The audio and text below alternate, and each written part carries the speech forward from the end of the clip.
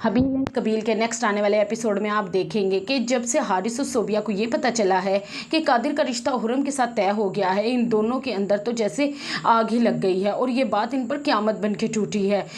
हारिस भी तिल मिला रहा है और उसके घर में कोई सुन नहीं रहा, और दूसरी तरफ सोबिया भी जिसको ये डर पड़ गया है कि एक तो वो हारिस की एक्स मंगेतर रह चुकी है।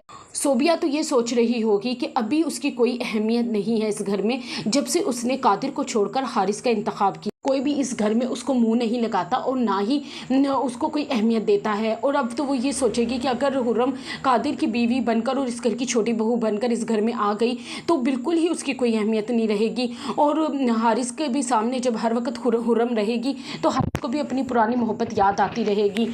यही बात उसके लिए एक अजाब बन के रह जाएगी। दूसरी तरफ आप देखेंगे कि हारिस को वो जाकर सोबिया कहेगी कि क्या बात है ना, आपकी तो इस घर में कोई चल ही नहीं रही, आपकी तो कोई अहमियत ही नहीं है, हर कोई इस घर में कादिर कादिर कर रहा है। आपकी बहन छोटी मीरा, वो भी ऐसे लगता है कि आपकी बहन ही नहीं है, वो सिर्फ कादिर की बहन है। और दूसरा कि हुर्रम के साथ इन लोगों ने रिश्ता तय कर दिया कादिर का, और आगे ही ये लोग मुझे मुँह नहीं लगाते, मेरी कोई कदर नहीं है। हुर्रम के आगे तो ये बिल्कुल भी मुझे कोई अहमियत नहीं देंगे।